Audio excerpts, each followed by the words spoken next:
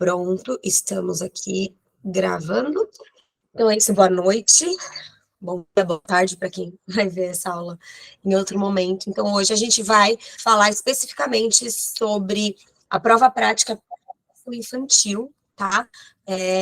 Do município de São Paulo, mas como a gente vem falando, esses aulões eles servem não só para a prova prática do concurso, serve também para você vai prestar um processo seletivo para uma escola particular, se você tá querendo aprender sobre, na prática, como planejar uma aula, como planejar uma experiência, como que se faz o planejamento, né? A gente tem aí muitas mudanças, principalmente aqui na educação infantil, de como planejar, de como elaborar um planejamento, então é bem bacana até para quem quer se atualizar, né, e tá aí em dia com o que o currículo pede, tá?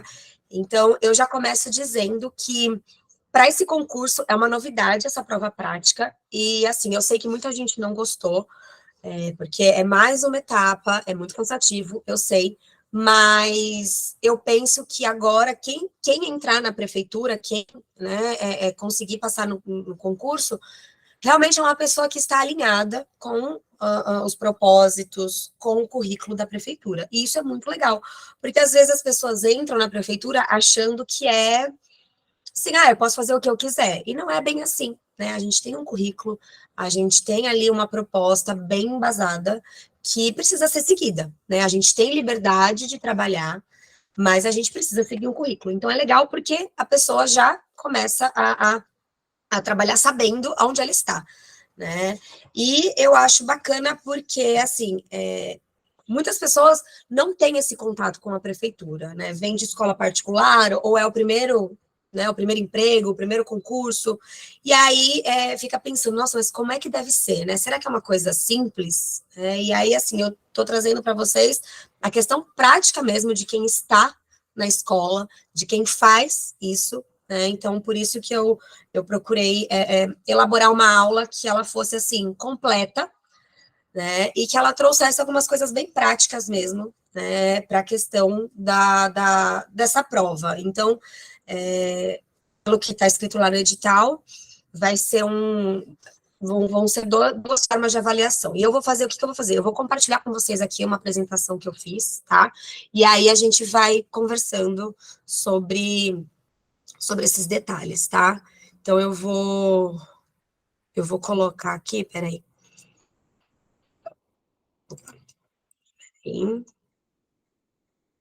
Ai, por que eu não consigo compartilhar a tela?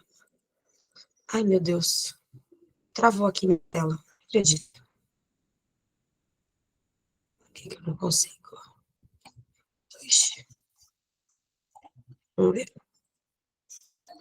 Não é possível compartilhar tela. Como assim, gente? Não é possível. Eu fiz uma apresentação tão linda. Vocês viram a apresentação? Eu coloquei lá na plataforma. Coloquei lá na plataforma já. Uai. Não é possível. Uai. Peraí, gente. Sorry. Eu não contava com esta surpresa. Por que eu não consigo? Peraí. Lousa. Teliante. Uai. Tela inteira. Eita, gente, você vê que eu não vou conseguir compartilhar a tela com vocês? Só falta. Meu Deus. Peraí. Deixa.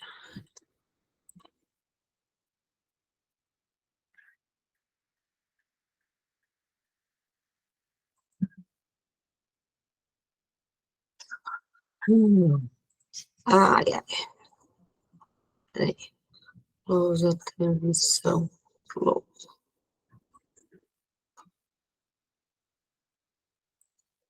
Ah,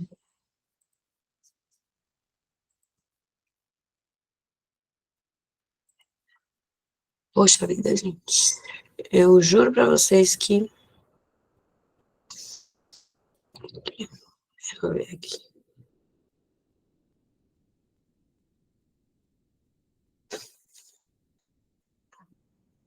Bom, aqui está dizendo que eu não consigo compartilhar esta tela com vocês. Então, eu vou falando, tá?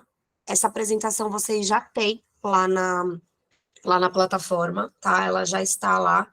Então, eu vou seguindo por ela. Quem já tiver aí ela aberta, quem já conseguiu olhar, vai acompanhando por ela, porque aqui deu que eu não posso apresentar, não consigo apresentar. Então, enfim, né? Eu montei uma apresentação com alguns slides, tá?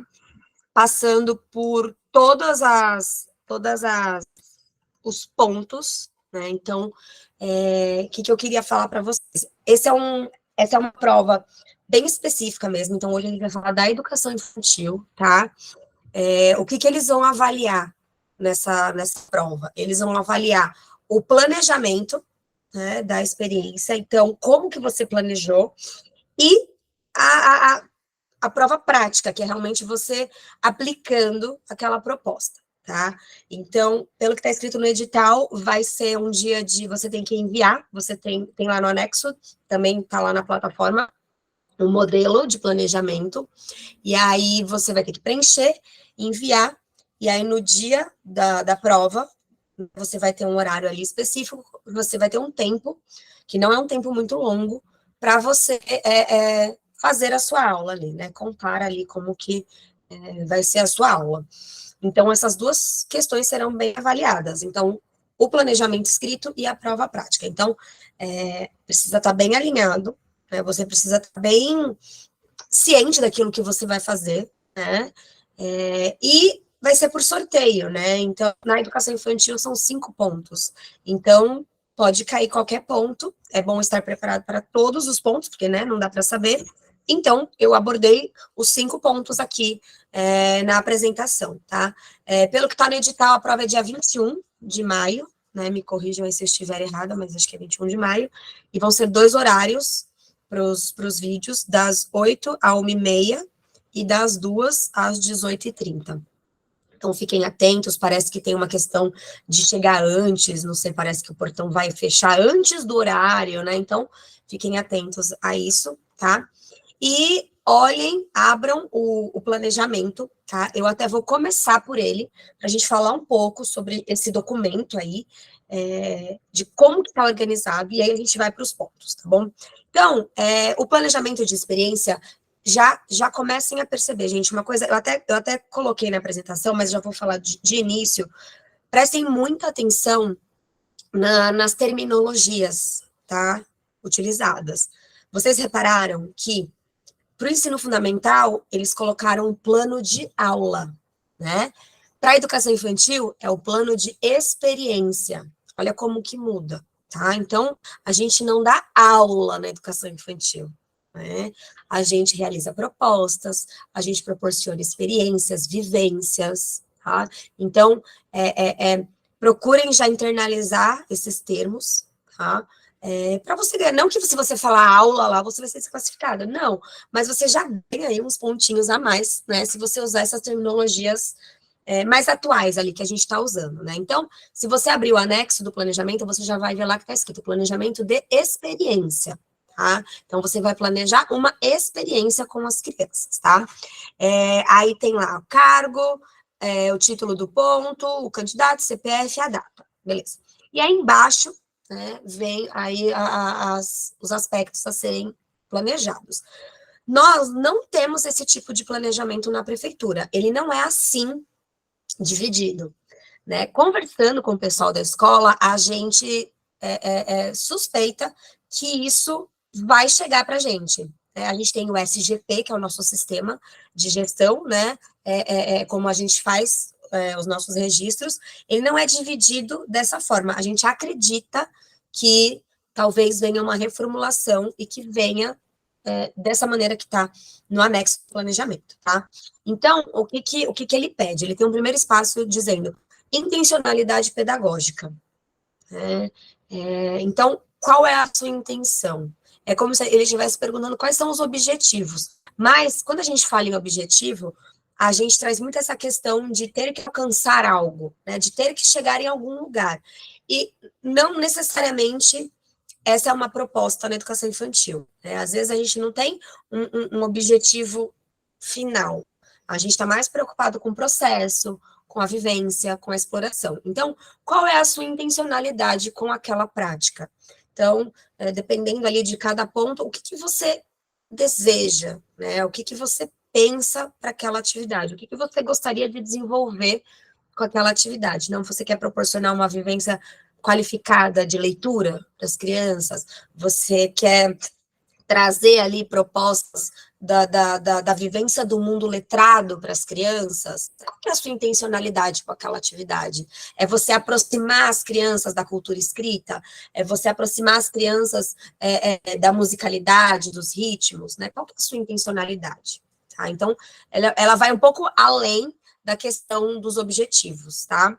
Depois vem organização do tempo e do espaço. Aí é o que a gente costumava falar de, talvez, de metodologia, né? Entra um pouco nessa parte. Então, a organização do tempo e do espaço. Então, em que momento você pretende fazer essa proposta, né? Então, vai ser uma proposta que seria legal fazer dentro da sala de aula, organizada de uma certa forma, né? Seria legal fazer antes do almoço, ou não, ela pode ser feita depois. Você vai colocar um tempo, né?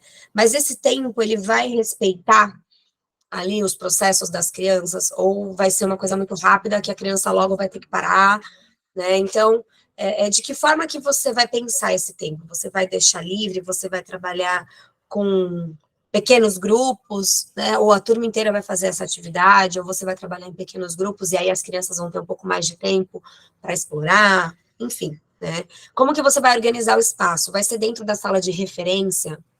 Vai ser no parque? Vai ser no refeitório? Né? Aonde que você vai propor essa atividade?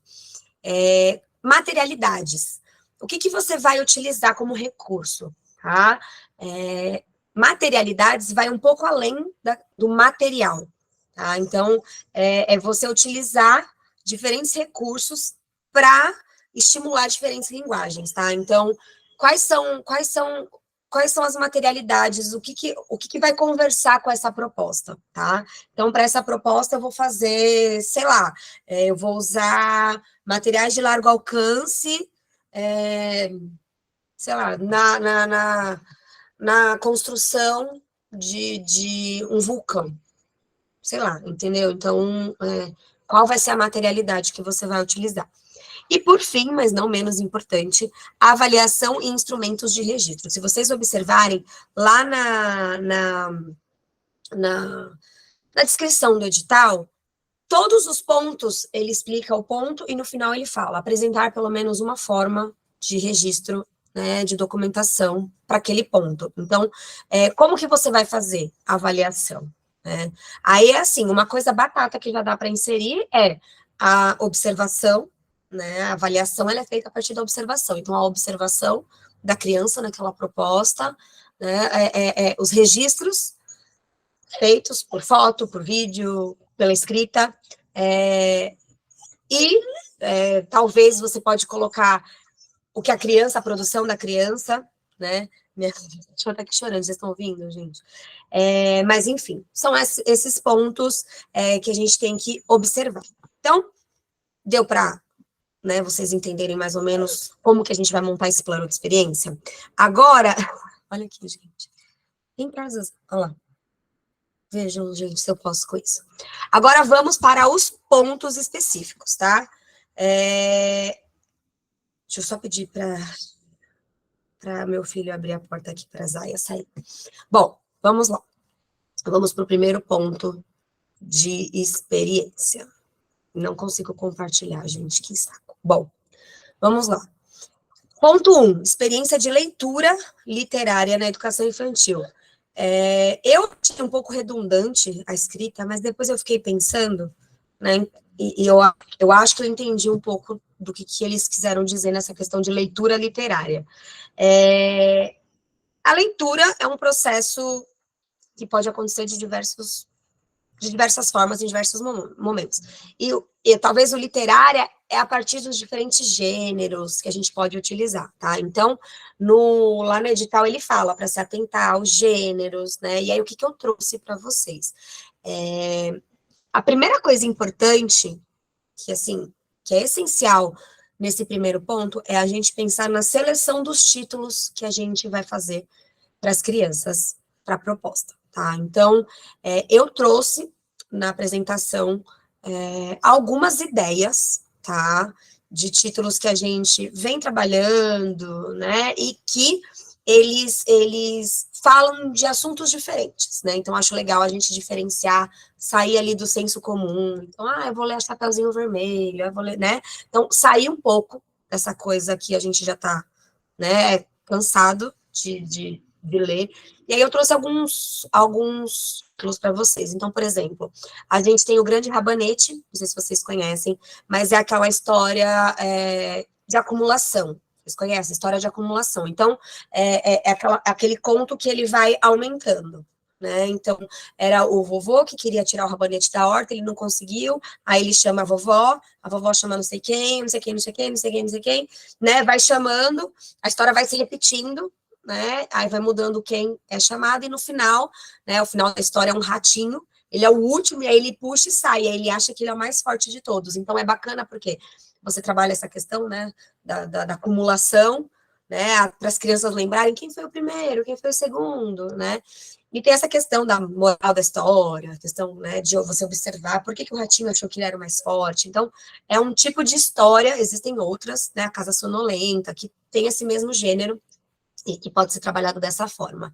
Eu coloquei lá a Chapeuzinho Amarelo, porque ela sai do comum, né, da Chapeuzinho Vermelho, foi escrita por Chico Buarque, a ilustração é do Ziraldo, né, então é um título bem diferente, né? É uma história que, por exemplo, ela é um pouco mais longa, mas você pode dividir, você pode ler durante a semana, um pouco por dia, né? Então, eu trouxe nesse, né, para a gente ter uma ideia diferente.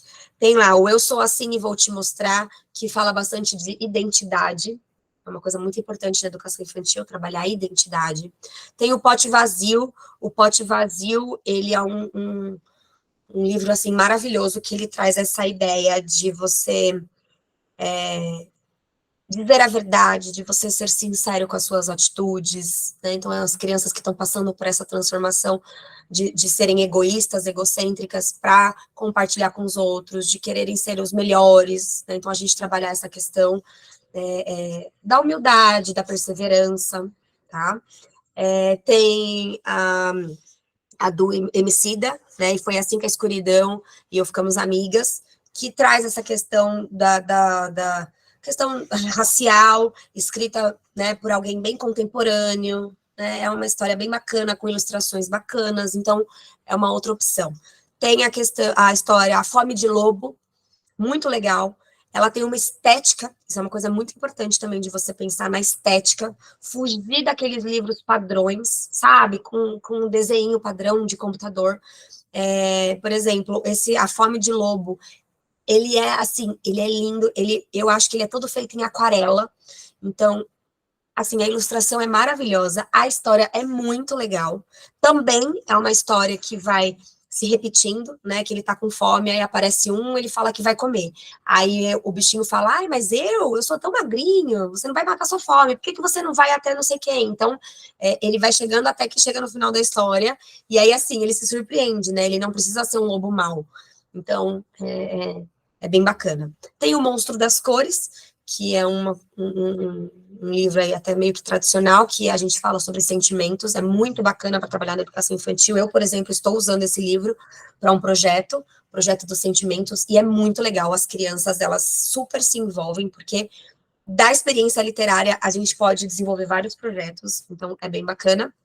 Tem também o Cabá da Ebu, alguma coisa assim, é que o título tá muito pequenininho aqui, mas é o livro indígena, né, do Daniel Munduruku, Cabá Darebu, oh meu Deus, que é do Daniel Munduruku, que é um indígena, então é uma história assim, tem pouquíssimas histórias indígenas bacanas para educação infantil. Geralmente são livros muito informativos, com muita coisa, né? Essa é uma das únicas histórias que a gente tem um pouco de referência, assim, que a gente conta.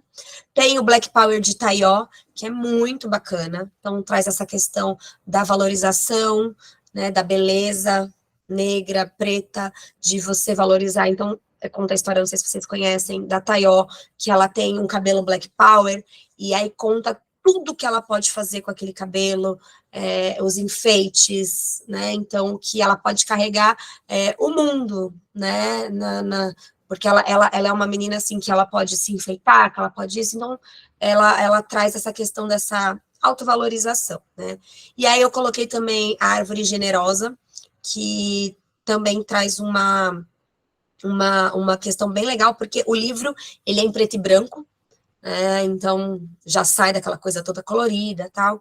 A história é muito bonita, então acompanha a vida de um menino, né, e aí traz essa reflexão sobre a gente aproveitar a vida no agora, valorizar as coisas do agora. Então são títulos, pessoal, que, assim, saem um pouco daquela coisa, né, maçante que a gente já tem todo dia, toda hora, toda vez, não, você fica aí, que a gente já está, né, cansado de ver. E aí, assim, cada um tem uma estética diferente, cada um tem um formato diferente. Então, o da Taió, ele tem a capa dura e ele é pequeno.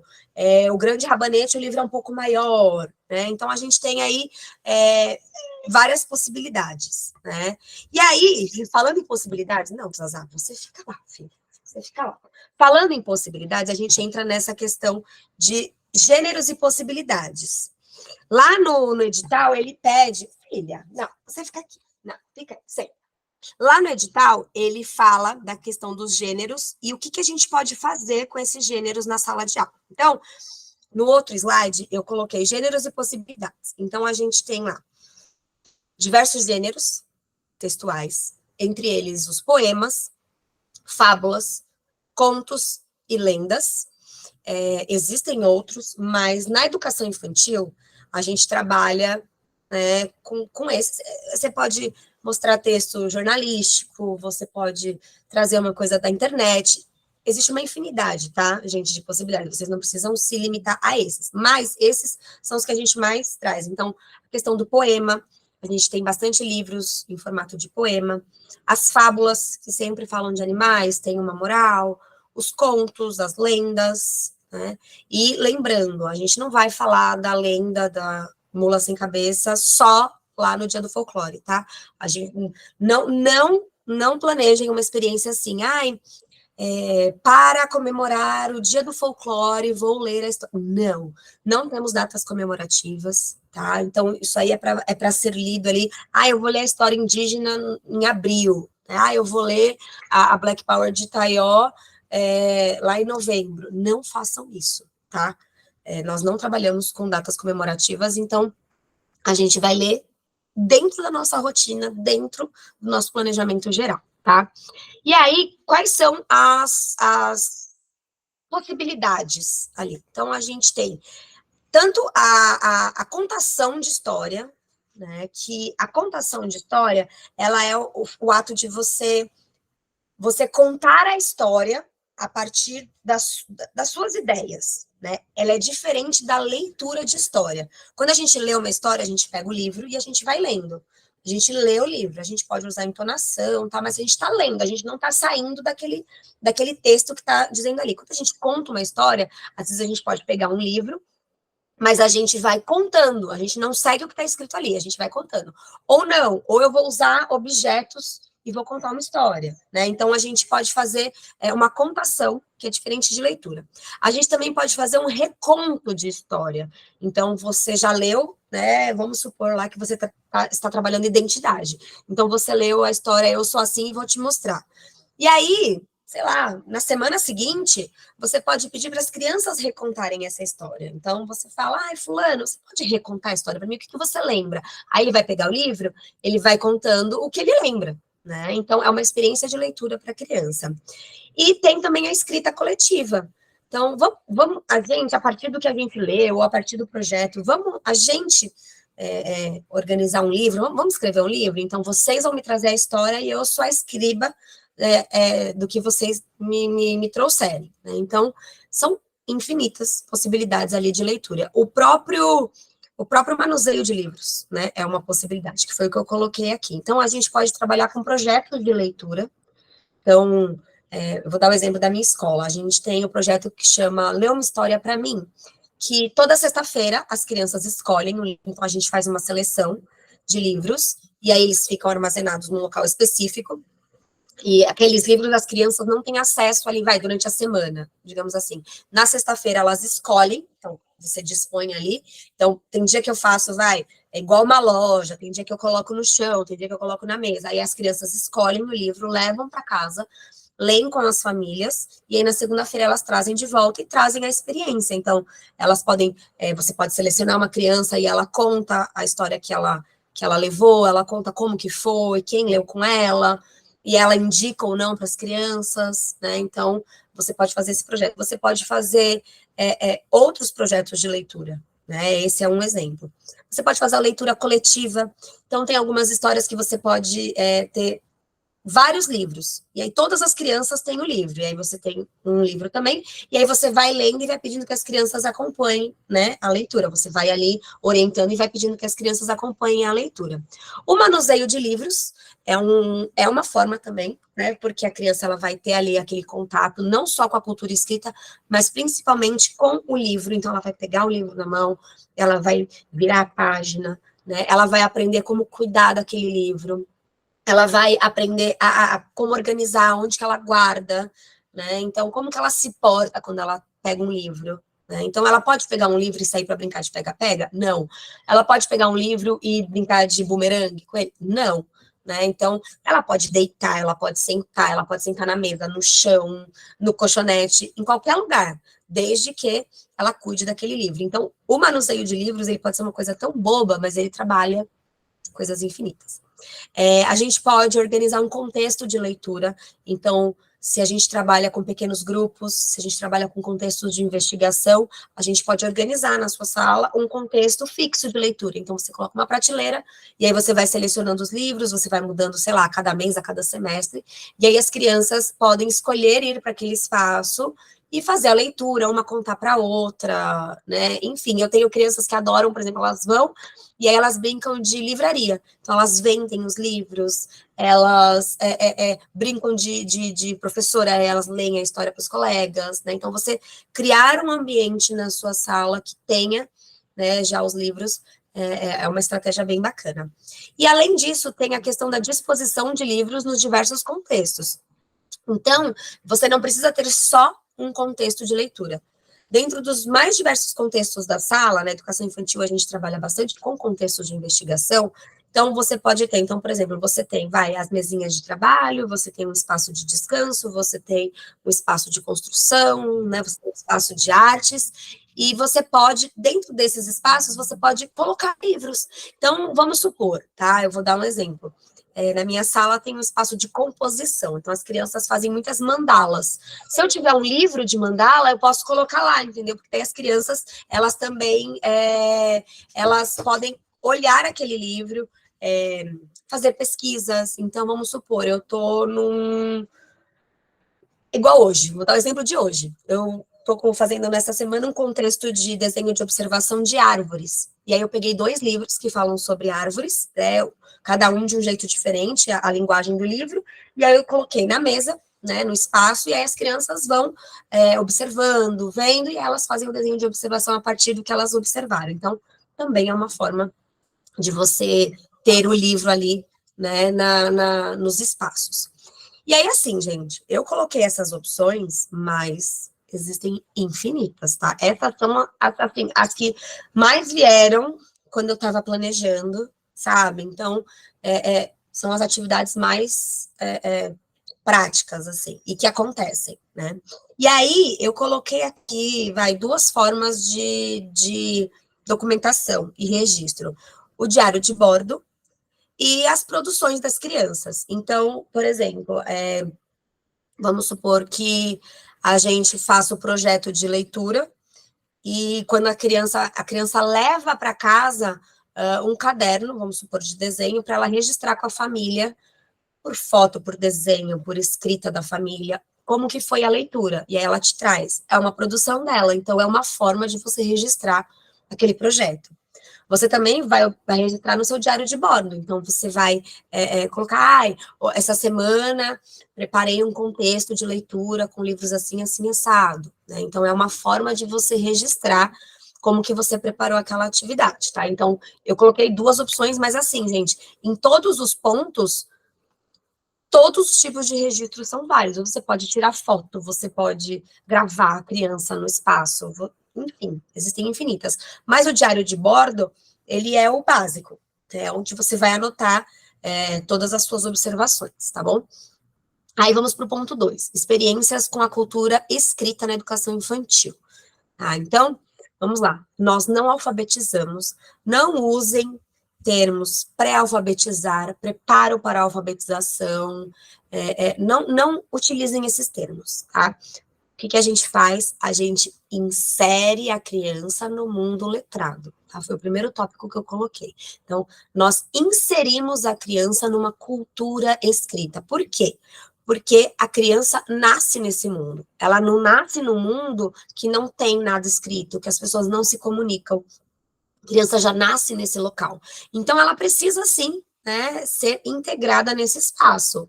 A alfabetização é um processo que vai acontecer posteriormente, né, vai acontecer lá no ensino fundamental, de uma forma, né, diferenciada, tal. Na educação infantil, a gente traz do macro, a gente às vezes nem chega no micro, tá?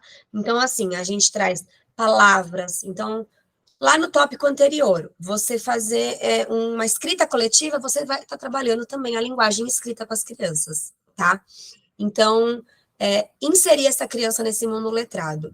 Através do quê? Através do contato da criança contextualizado com a escrita. Então, você não vai colocar lá coisas aleatórias, você não vai colocar lá para a criança um monte de letra A, para ela olhar e decorar que aquela é a letra A, e que ela tem que copiar aquela letra A diversas vezes para ela entender que lá é a letra A. Não. A escrita, ela precisa estar contextualizada. Então, vou dar um exemplo para vocês, tá? A gente está fazendo um projeto de horta lá na minha escola. E aí as crianças fizeram um levantamento de coisas que a gente pode plantar. Tanto que a gente descobriu que tem coisas que a gente planta na horta, tem coisas que a gente tem que plantar num pomar, porque não cabe na horta, tem coisas que a gente planta num jardim, porque são flores, né? E aí a gente fez uma lista, né? Então as crianças elencaram lá lavanda, tomate, girassol, cenoura, beterraba, né? E aí a gente foi conversando sobre cada um. Onde que eu planto a beterraba? Posso plantar em qual lugar? Onde eu planto a lavanda, né? E aí o que eu fiz? Eu digitei essa lista de palavras, imprimi e coloquei no nosso mural. Então, todos os dias as crianças têm um contato com aquelas palavras, né? E aí elas falam, professora, qual que é essa mesmo que começa com um T? Tomate, né? E aí, por exemplo, num dos contextos, que é o contexto de escrita, eu coloquei as letrinhas móveis, peguei essas placas, né, com a lista de palavras, e as crianças foram encontrando as letrinhas, eu dei papel e lápis, e aí elas foram ali, né, tentando, né, sintonizar a letra, algumas copiam, as outras tentam, né, tirar da própria cabeça, enfim, a gente traz de uma forma contextualizada a escrita, tá? A gente trabalha muito com nomes, tá? Mas não um nome assim, tipo, aquela atividade só, copie seu nome, seu nome, seu nome, seu nome. Não. Então, como que eu faço? A gente tem a lista de nomes das crianças, né? Então as crianças têm sempre ali, esse é meu nome. Começa com a mesma letra que eu, né? Além da gente ter a lista no mural, a gente tem as placas de nomes. E aí eu gosto de 2 tipos de placas. Placas de nomes com as fotos das crianças e placa de nomes sem a foto das crianças. Porque se tiver a foto da criança, ela vai ligar o nome à foto. Né? Então ela vai, aquele lá é o João. Por quê? Porque eu tô vendo a foto do João. Ela pode, às vezes, nem se ligar na escrita do nome, tá? Mas é legal porque, às vezes, a criança tem bastante dificuldade. Às vezes, para iniciar o ano, né? Então, para as crianças se conhecerem, quem é o João? Aí vai lá e pega a foto do João, que tem o nome dele, né? Mas também tem as placas de nomes sem fotos. E daí a criança, ela, sempre que ela for fazer uma atividade, por exemplo, uma proposta, por exemplo, todo dia tem um desenho de observação num dos contextos que eu coloco. E todo dia eu peço para as crianças, terminou de fazer o desenho? Coloca o seu nome. Né? Ah, eu não sei. Então, vamos pegar a sua plaquinha do nome, você vai olhar, você vai ter o suporte da plaquinha do nome, né? Então, sempre fazer esse trabalho com as plaquinhas, agendas. Então, na minha escola, as agendas, elas têm o nome na frente, elas são personalizadas com o desenho da criança.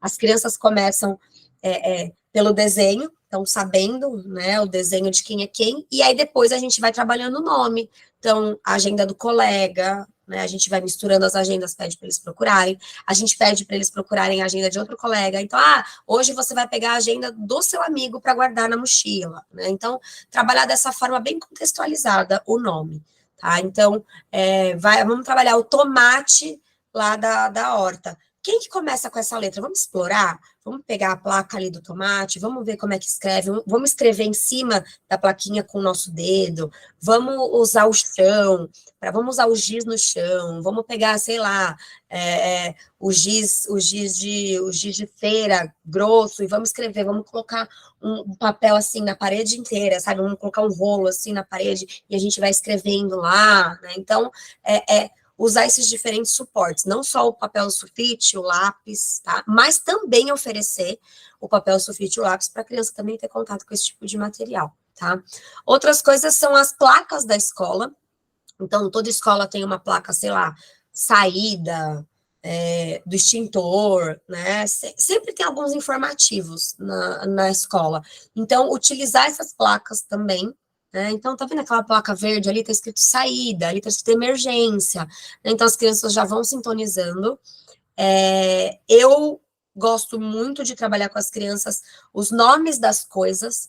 Então, por exemplo, a gente tem os contextos na sala, cada contexto tem um nome. Então, hoje eu trouxe várias plaquinhas com os nomes dos contextos, e aí a gente foi lendo juntos, e aí eu coloquei no mural os nomes, né? Depois as crianças foram embora, eu peguei outros nomes, então, por exemplo, eu peguei porta, armário, televisão, ventilador, relógio, a gente tem um cesto de livros, a gente tem um cesto com os materiais do relaxamento. Eu escrevi todas essas palavras e colei nesses lugares. E aí, hoje eu falei para eles assim, eu falei, olha, a partir de amanhã vocês vão chegar na sala e vocês vão ver um monte de palavras por aí. E eu não vou dizer o que está escrito. Vocês vão ter que adivinhar o que está escrito em cada palavra. Então, por exemplo, do lado do relógio tem a palavra relógio. Então, eles vão fazer essa associação. E aí, toda vez que eles olharem para o relógio, eles vão ver a escrita do relógio. Né? Então, começa com essa letra, que é o R da Renata, né? Então, trazer essa coisa contextualizada do ambiente onde eles estão, né? Eu gosto de fazer esse contato deles com essas placas de nomes das coisas, que eu costumo dizer, né? A gente também tem os murais pela escola inteira, então a gente gosta sempre de colocar a produção das crianças e algum texto, né? Então elas não vão ler o texto, mas elas vão ver que existe alguma coisa que está falando sobre aquela atividade, né? Então, professora, lê para mim o que está escrito? Leio, vamos lá. Né? Foi bilhete na agenda. Então, olha, hoje foi bilhete na agenda. Está escrito tal, tal, tal, tal, tal. Né? Então, ela está tendo contato na prática, com uma coisa que a família vai precisar ver. Né? Então, é esse contato extremamente contextualizado, tá? Os informativos, que é o que eu falei, né, que vão na agenda, tal. Compartilhamento de registro, eu gosto muito de fazer isso. Então, às vezes, eu abro meu diário de bordo no computador, na televisão para as crianças, e eu compartilho, né? Então, eles vão ver as fotos e eles vão ver os escritos. E aí eu vou falar, olha, aqui está escrito tudo que vocês fazem. Aí você dá aquela lida, né? Fulano fez isso, isso, isso, aconteceu isso, isso, aquilo, né? Então, você compartilhar isso com as crianças, elas já vão vendo que existem várias formas de você escrever, então você pode escrever no papel, você pode escrever no computador, você pode escrever no celular, né? Existem várias formas de você trabalhar com a escrita, não só a convencional, né? Eu gosto muito de fazer lista de palavras, como eu já disse, então, dentro da temática trabalhada, a gente está falando muito, surgiu ali um projeto sobre animais, vamos fazer uma lista de palavras, né? Então, vamos trabalhar, sei lá, dependendo, tudo tem que estar contextualizado, não vamos fazer uma lista de palavras aleatórias, tá? Tem que fazer sempre parte da rotina da criança. A escrita espontânea, então, é você oferecer, às vezes, por exemplo, tem um contexto fixo ali na sua sala de escrita, e você vai oferecer. Às vezes, uma semana você oferece lápis e borracha, na outra você oferece algum outro material para você escrever, algum outro suporte, algum outro riscante. E aí a criança ela vai ter a liberdade de escrever. Você pega letrinhas móveis, coloca as letrinhas móveis em cima da mesa, pede para a criança brincar com as letras, e depois reproduzir na folha. Ai, professora, o que eu escrevi? Tá certo? Não tem certo e errado, a gente está brincando com as letras, tá? Então, eu gosto muito de. Eu tenho umas letrinhas em madeira, e aí eu coloquei um ímã atrás. E aí eu tenho uma porta na sala que ela é de ferro, né? E aí as crianças vão colando as letrinhas assim na parede, vão formando palavras. Então você não precisa fazer só na mesa. Você pode fazer no chão, na parede, enfim. Né, existem aí várias formas. E uma forma também é a professora sendo a escriba, como eu disse lá na leitura. As coisas elas se relacionam, né? Por isso que a gente fala que a educação ela é integral, porque a gente não fala só da cultura escrita limitada num quadradinho, a gente não fala só da cultura de leitura num quadradinho, as coisas elas se interligam. E sendo uma pessoa escriba, você também está trabalhando isso. Lá no slide tem uma foto do mural da minha sala. Então, a gente fez um texto coletivo sobre a horta, a gente conversou sobre horta, eu trouxe alguns questionamentos, as crianças levantaram hipóteses, e aí depois dessa primeira conversa, a gente sentou e aí a gente fez um texto sobre a horta, o que que é horta, o que que a gente planta na horta, para que serve uma horta. E aí as crianças foram me falando, cada criança foi me trazendo, né, um pouco, aí depois eu li o texto para elas, depois eu imprimi e coloquei lá na parede, então elas têm contato com esse texto. Né? Coloquei fotos ao redor para contextualizar. Então, são formas de você trabalhar a escrita. Lá também no slide tem um exemplo que eu fiz com os nomes, né? Então a gente faz a roda na sala de aula. A roda é o nosso ponto de encontro. Então existe roda para tudo na sala de aula, porque a gente não tem mesa e cadeira para todo mundo. Então o ponto de encontro é a roda. E aí, qual foi uma ideia que surgiu lá na escola? Porque são muitas crianças, né? E aí a gente pensou numa forma que ajudasse a gente a organizar e também fosse uma forma lúdica, né, para as crianças, a gente colocou o nome das crianças no chão, no formato da roda. E aí as crianças chegaram e elas precisam achar o próprio nome. Onde que está o seu nome? Ah, meu nome está aqui. Então, seu lugar é esse, né? E aí, por exemplo, eu fiz isso, aí passou, sei lá, um mês, eu troquei os nomes. Então, agora eu procuro o seu nome. Ah, professor, esse aqui não é o meu nome. Eu estava aqui, mas não é o meu nome. Não é o nome de quem? Ah, é o nome da Maria, né? Então, agora procura o seu nome. Né? Então, também é uma forma de você trabalhar a questão, né, da escrita.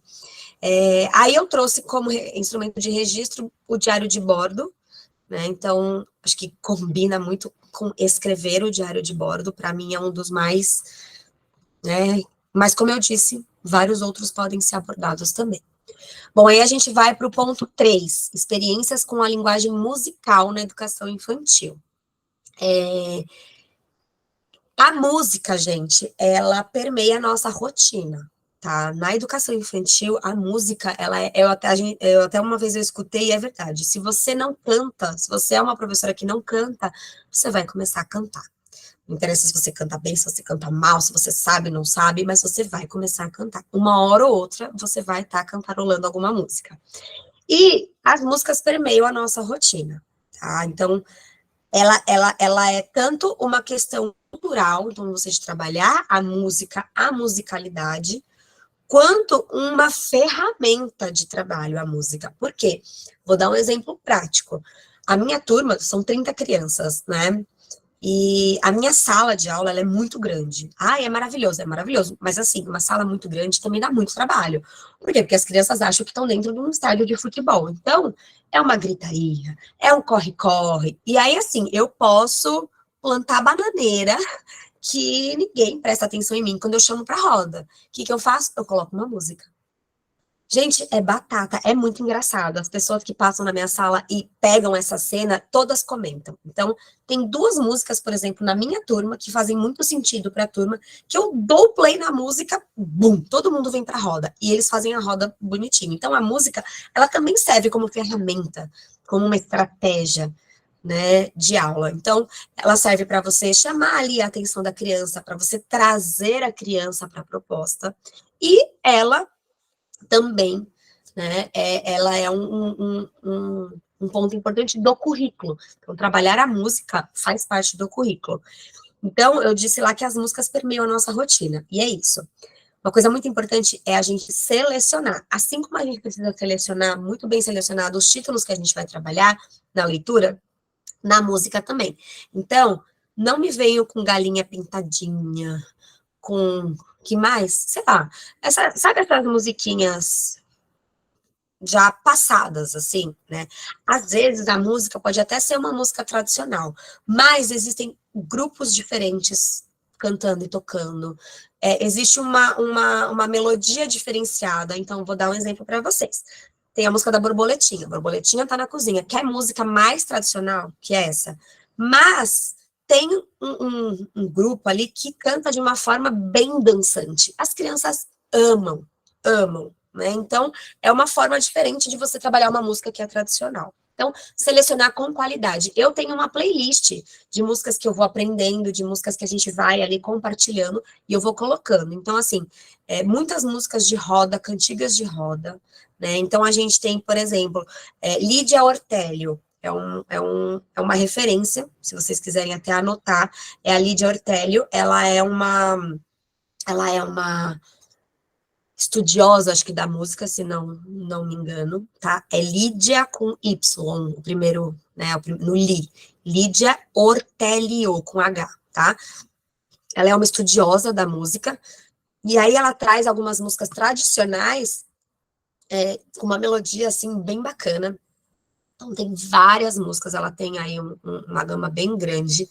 Tem também Palavra Cantada, que é conhecido, mas eles têm umas músicas muito bacanas também. Tem alguns álbuns do Palavra Cantada bem diferentes. Tem o Tiqueque, Tiqueque é bem bacana, tem umas músicas bem legais também. Músicas que são músicas dançadas, músicas com desafios, então eu acho bem legal. Tem também, aqui, ó, músicas culturais. Então, por exemplo, tem uma música que chama Simamacá, que é uma música africana, lá da Tanzânia, se eu não me engano. E aí é uma brincadeira cantada. Né? Então, essas questões culturais também. Então, trazer músicas culturais, né, que carreguem esse traço. Então, assim, existem várias. Por exemplo, no ano passado, eu trabalhei o projeto do polvo na minha turma, porque surgiu essa temática. E aí eu descobri que os Beatles têm uma música que chama Octopus Garden, né? É uma música em inglês, mas fala do polvo, e o Ringo, não sei se é o Ringo, ele fez um livro infantil chamado Jardim de Polvo, né, que é o nome dessa música. Então, eu trouxe os Beatles para as crianças, né? Então, a gente pode, assim, trazer várias coisas. Tem playlist de música pop para as crianças, tem playlist de MPB para as crianças. Mundo Bita, por exemplo, o Mundo Bita tem umas músicas bem, né, maçantes ali, mas tem umas músicas bem legais. Tem o Rádio Bita, que traz as músicas de MPB, então tem Aquarela, Anunciação, tudo cantado para crianças, é bem bacana, tá?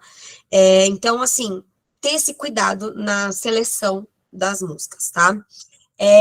A gente trabalha muito com rodas cantadas, como eu disse, a roda é nosso ponto de encontro, então a gente faz muitas rodas cantadas para tudo, para tudo, para tudo, para tudo. E essas rodas cantadas, elas trabalham uma infinidade de coisas, como, por exemplo, os ritmos. Então, a gente pode fazer... Eu tenho uma música que as crianças gostam muito, que chama Aransansan. Né? Aquela Aransansan, guli, guli, guli, guli, guli, aransansan, né? que ela trabalha? Ela trabalha ritmo, ela trabalha o corpo, ela trabalha a atenção. Então, é uma música que ela trabalha diversas coisas. Então, a gente pode aí misturar uma roda cantada para trabalhar ritmo. E lembrando, gente, eu trouxe aí alguns tópicos, mas os tópicos eles são só para trazer as hipóteses, trazer as ideias. Nada na educação infantil é feito de forma fragmentada. Então, eu vou trabalhar só ritmos. Não. Você vai trabalhar com uma seleção de qualidade, você vai trabalhar através das rodas cantadas, você vai trabalhar ritmos utilizando o corpo, enfim, né? É tudo de uma forma integral, tá? Eu trouxe só para a gente se atentar nessas terminologias e nesses aspectos que a gente precisa estar bastante atento, tá? Então, a gente pode trabalhar ritmo, a gente trabalha com dança, né? Então, as minhas crianças amam. Então, a gente faz muitas rodas dançantes, muitas cirandas, muitas brincadeiras, né? Tem uma música do Tiqueque que chama Quer Dançar. Gente, é muito bacana. Então, a música toda tem uma coreografia bem bacana que as crianças têm que ir aprendendo, né? E aí, por exemplo, a gente vai ter agora a festa junina, que a gente não sabe se vai ser junina, se vai ser festa tradicional, né? E aí, assim, a música que a gente vai dançar já faz parte das crianças. Então, a gente não vai dançar na sola da bota, não tem isso, né? É uma música já tradicional, a minha turma vai dançar Meu Limão, Meu Limoeiro. Só que é da Lídia Ortélio, e ela tem um gingado super bacana, né? Então, ela é cantada por uma mulher, por crianças, ela traz essa questão da Lídia, que é uma estudiosa bem bacana, já faz parte da rotina das crianças, então não vai ser algo diferente que as crianças vão fazer, né? Então, trabalhar tudo de forma contextualizada, né? A gente também trabalha a linguagem musical no relaxamento, porque o relaxamento é uma prática que existe em diversas escolas e deveria existir em todas, e a gente trabalha a questão da música num outro tom, numa outra melodia, né? Então, de uma outra forma. Então, a gente às vezes traz os sons, a gente traz som de animal, som de natureza, né? Então, o relaxamento também é uma forma de você aprender outras músicas, né? Você não possa usar em outros momentos também, mas o relaxamento também é uma prática que pode estar lá no seu planejamento, tá? E as brincadeiras, como eu disse, existe uma infinidade de brincadeiras. Eu até coloquei, o Quer Dançar, o Aransansan, Lava Lava Lavadeira, Simamacá, A Linda Rosa Juvenil, músicas instrumentais, MPB e sons da natureza. E como instrumento de registro, eu elenquei ali fotos e vídeos, né? Então, para sair um pouco do diário de bordo, que senão eu colocaria ele em todos, tirar fotos, fazer vídeos das rodas, né, e depois mostrar para as crianças. É bem bacana isso para compor a documentação pedagógica, tá? Ponto 4, estamos chegando no final. Experiências com as linguagens da arte na educação infantil. E aí eu já comecei com uma pergunta: o que é arte? A gente está muito acostumado a linguagem da arte não é para pegar o guache e a criança pintar, né, com guache. Sim, mas não só isso. A gente trabalha a arte de diferentes formas, tanto que o título do ponto é experiências com as linguagens da arte. Então, por exemplo, a própria linguagem corporal, ela faz parte, tá? Então, mexer com o corpo também faz parte. Eu não coloquei aqui porque a gente já falou lá na linguagem musical e lá no edital ele traz bastante essa questão dos artistas, das técnicas artísticas, né? Então eu foquei um pouco nisso. Então, assim, o que é arte? Né? A arte, ela está presente nas mais diversas linguagens, tá? Então, não se limitem só ao guache, ao pincel e à folha em branco, tá? Isso daí é uma gota dentro de um oceano. A gente pode trabalhar a arte dentro de um contexto. Então, a gente cria um contexto investigativo de arte.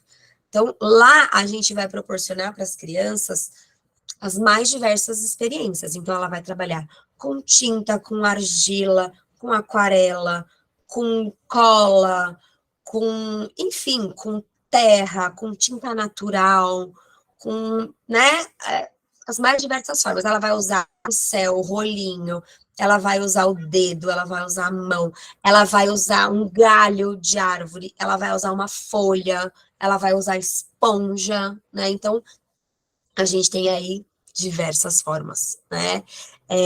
Uma das formas que a gente tem é o desenho de observação.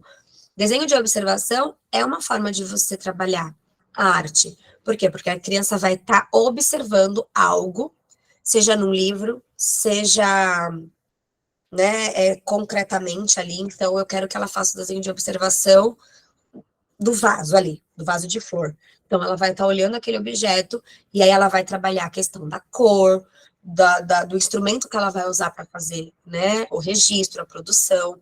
Então, trabalhar o desenho de observação é uma forma de você trabalhar a arte. As técnicas artísticas, então, a gente tem a pintura, a colagem, a escultura, a xilogravura, enfim, a gente tem aí as mais diversas formas de representar a arte. Então, a gente pode fazer com massinha de modelar, com biscuit, com argila, com tinta de argila, com tinta natural. Nossa, a gente pode usar as mais diferentes técnicas nos mais diferentes suportes. Na folha, na cartolina, na algo natural ali, numa folha que você pegou do parque, num papel, num rolo, né, de papel, num papel craft, enfim, na parede, no chão. Você pode usar os mais diversos suportes, guardem esses termos, tá? Os suportes, que é onde a criança vai desenhar, com diferentes riscantes. Então, giz, pincel, dedo, graveto, folha, são riscantes, tá bom? A gente tem o autorretrato, que é algo muito utilizado na educação infantil, até assim, se vocês quiserem não utilizar um planejamento com autorretrato, porque é uma coisa que todo mundo faz, beleza, mas eu trouxe também porque trabalha muito a questão da identidade. E o autorretrato não é só você se desenhar, existem várias formas, né? Então, por exemplo, a gente traz no desenho de observação, a gente coloca os espelhos, aí as crianças vão se olhando e vão fazendo. Então, ela pode fazer o autorretrato no papel, ali, então ela se olha e faz o autorretrato. Ela pode fazer no próprio espelho, então a gente tem os espelhinhos pequenos, e aí a criança vai, né, ela se coloca na frente e aí ela vai se desenhando. Ela pode fazer a gente tem um biombo plástico, assim, né, de acrílico. Então, uma criança fica de um lado e a outra desenha o rosto da criança, né? A gente pode fazer no papel plástico, no papel, enfim, existe aí uma infinidade de possibilidades para se fazer um autorretrato, que fujam do tradicional, olhar o papel e desenhar. A gente usa caneta permanente preta para fazer o contorno do rosto. A gente utiliza giz tons de pele, lápis tons de pele, para que a criança identifique, né, e se enxergue ali dentro daquelas cores. A gente faz simetria, então, por exemplo, a minha parceira, que trabalha de manhã, né, a sala, ela está trabalhando bastante o autorretrato com a simetria. Então, ela pegou a foto da criança, cortou no meio, e aí a criança vai desenhar o outro lado. E ela fez com pintura, com desenho, com diferentes técnicas, entendeu? Então, é bem bacana fazer dessa forma. A gente tem as exposições, e aí eu vou abranger para tanto você fazer passeios, museu, galeria de arte, praças, né? Enfim, quanto você fazer da sua sala de referência ou da escola uma exposição. Então, eu brinco com as crianças, né? Que elas precisam se dedicar às propostas, porque tudo aquilo vai ficar exposto. Então, por exemplo, agora no final do segundo bimestre, a gente teve uma reunião com as famílias. E aí eu coloquei nas paredes da minha sala todas as produções ali das crianças. Organizei, coloquei ali dentro de cada contexto e tal, e as famílias puderam apreciar as obras de arte. Então, eu falo, vocês são os artistas. Então, se vocês fizerem de qualquer jeito, vai ficar de qualquer jeito ali, né? Então, elas se dedicam, fazem, né, tudo bonitinho. Uma outra forma é você fazer os passeios. Então, agendar passeios com os mais diversos espaços culturais é uma oportunidade de você conhecer artistas diferentes, de você ter contato com diferentes linguagens, né, de arte, né? Então você pode ter aí várias referências. Você pode ir numa exposição de um escultor, você pode ir no de um pintor, enfim, né? A gente sempre está procurando esses espaços para visitar. Ponto 5, e chegamos ao final dos pontos a serem elencados na educação infantil, tá? Eu acho que eles poderiam ter feito de uma forma um pouco mais não sei, integrada, pode ser a palavra. Eu acho que eles não precisariam separar em pontos. Eu acho que eles poderiam fazer uma coisa um pouco mais geral. Como eu disse, a gente não faz nada fragmentado na educação infantil, mas, porém, contudo, entretanto, todavia, a gente vai entrar na onda deles e vamos lá. Então, experiências com a linguagem midiática na educação infantil. Isso é algo muito importante, porque chegou para ficar, tá? E a gente precisa se habituar ao uso das tecnologias e das mídias. Mídia não é tecnologia, tá? As mídias, elas se utilizam da tecnologia, tá? Então, a tecnologia é você ter o acesso à internet, é você ter os instrumentos para você, né, poder compartilhar ali, e as mídias são as diferentes formas de você utilizar, né, a tecnologia. Então, a linguagem midiática, ela está muito presente nos registros e na documentação pedagógica, tá? Então, o próprio sistema de registro da prefeitura, ele é tecnológico, ele é através de um site específico, ele é online, né? A gente tem várias outras formas de você registrar utilizando as ferramentas midiáticas, tá? Algo que é muito importante é a gente se atentar ao olhar da criança. Por quê? A criança também deve se utilizar das mídias, tá? Sei que não é fácil, você, mas vai usar com o quê? É com o nosso celular mesmo, tá? A não sei que a escola tenha aí para oferecer um celular que as crianças possam usar ali de forma livre. Ai, minha garganta tá pegando. Mas, por exemplo, se vocês olharem lá na apresentação, que eu não consegui compartilhar aqui, tem 2 fotos de composição de mandala com pedras, que essas fotos foram tiradas por uma criança. Então, a criança me viu tirando fotos e ela falou, professora, eu posso tirar uma foto também? Falei, vai lá onde você estava explorando e faz o registro. E aí ele foi lá e registrou. Obviamente que depois ele tirou foto da sala inteira, né, lotou meu celular de foto. Mas ele trouxe alguns registros do espaço que ele estava. Então, é o olhar da criança. Vocês podem observar que é uma visão um pouco mais, né, de baixo, né? Mas a criança usou da mídia para fazer o registro, tá? A gente tem também o uso da internet como ferramenta de pesquisa. Então, por exemplo, a gente está no projeto da Horta, e aí a gente está falando sobre a questão da compostagem, reciclagem, como que a gente utiliza o que seria lixo, né, para a horta, como que a gente vai utilizar isso. E aí eu trouxe um vídeo para as crianças que explica. Então a gente não usa a televisão e os recursos midiáticos para passar galinha pintadinha, para passar desenho animado, para passar a Turma da Mônica, não, tá?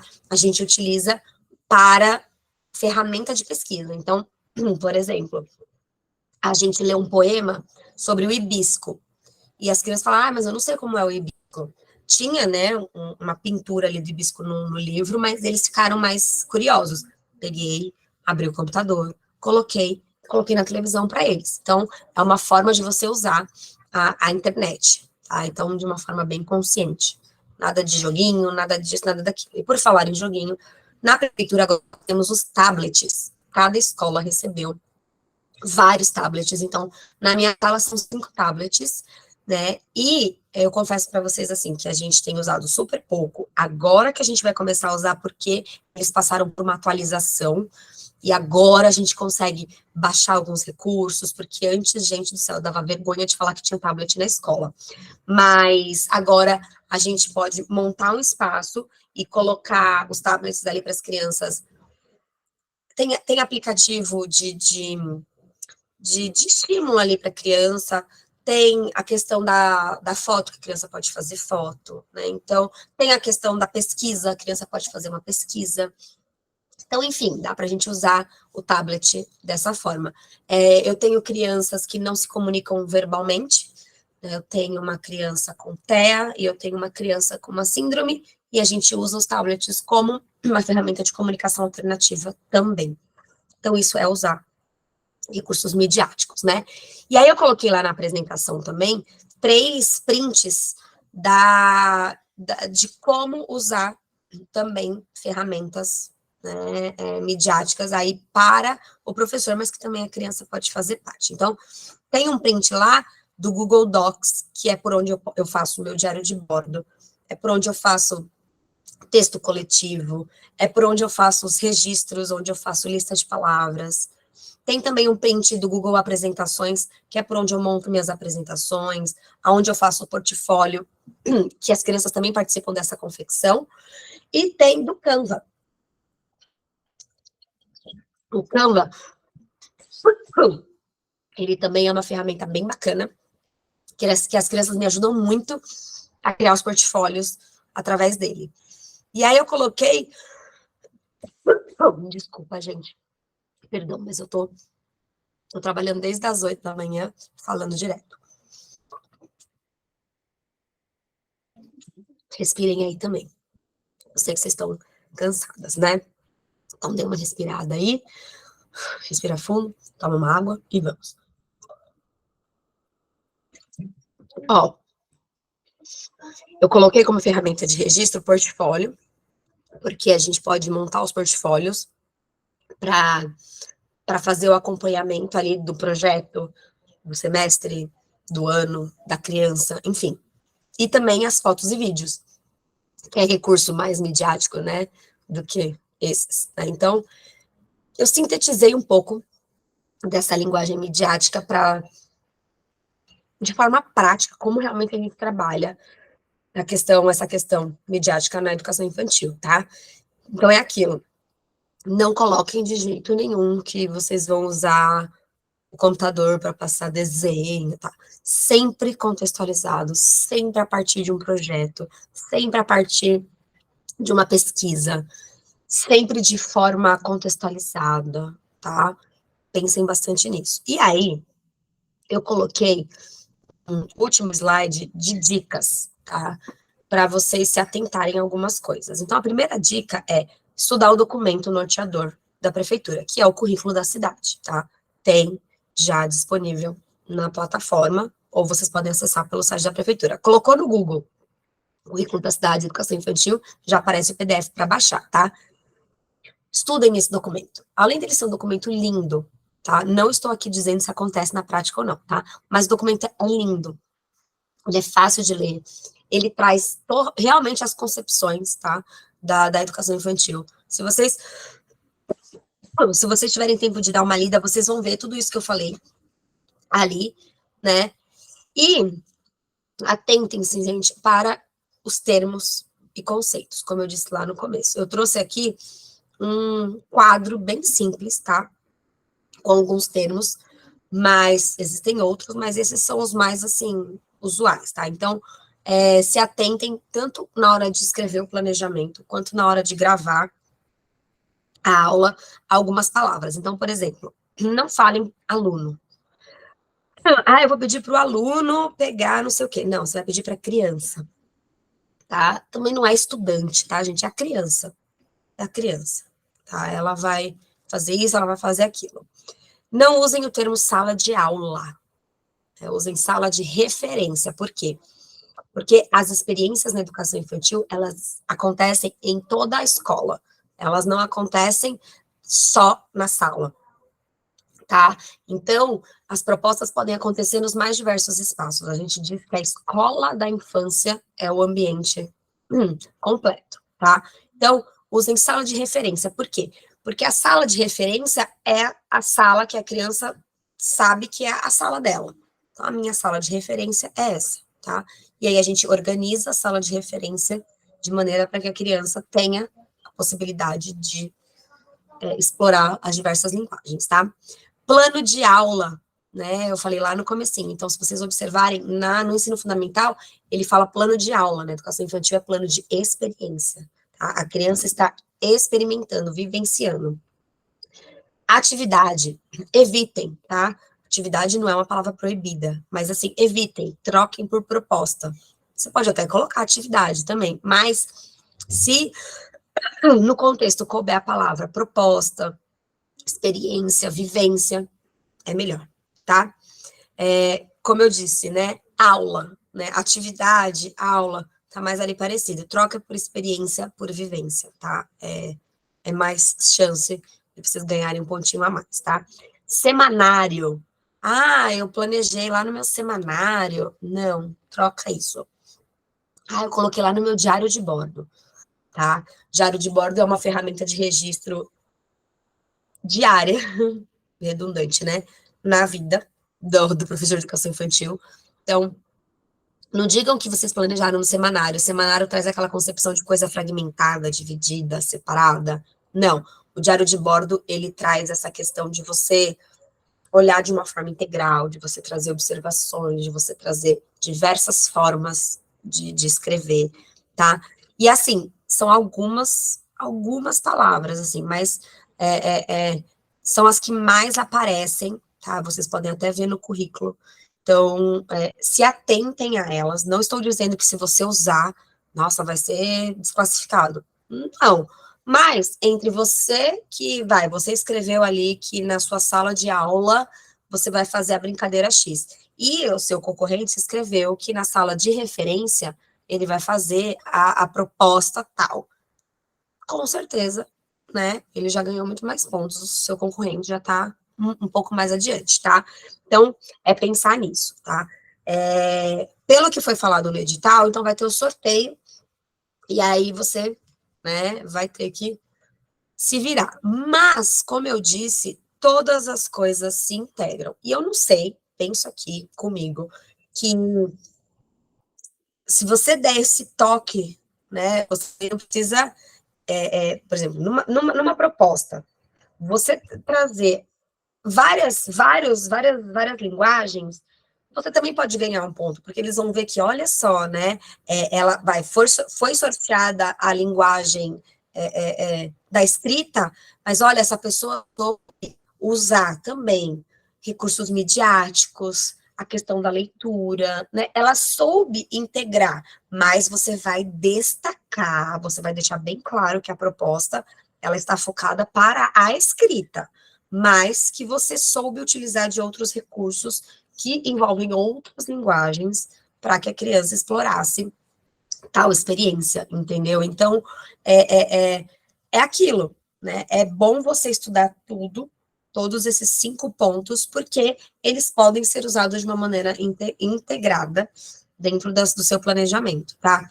Aqui são algumas dicas, até se forem surgindo novas dicas, eu coloco lá na plataforma, mas eu acho que essas são as mais, assim, práticas e diferentes, tá? Eu também coloquei algumas fotos lá nos slides para vocês terem alguma noção, sabe, do que acontece. Lá no meu Instagram, no Papo de Pro, né, eu costumo compartilhar muito das propostas, então vocês conseguem até ter um olhar prático ali, né, realmente da proposta que foi feita, falar, olha que legal, isso que ela trabalhou, sei lá, linguagem artística através da aquarela, entendeu? Então dá para ver ali na prática, no dia a dia, o que acontece, né?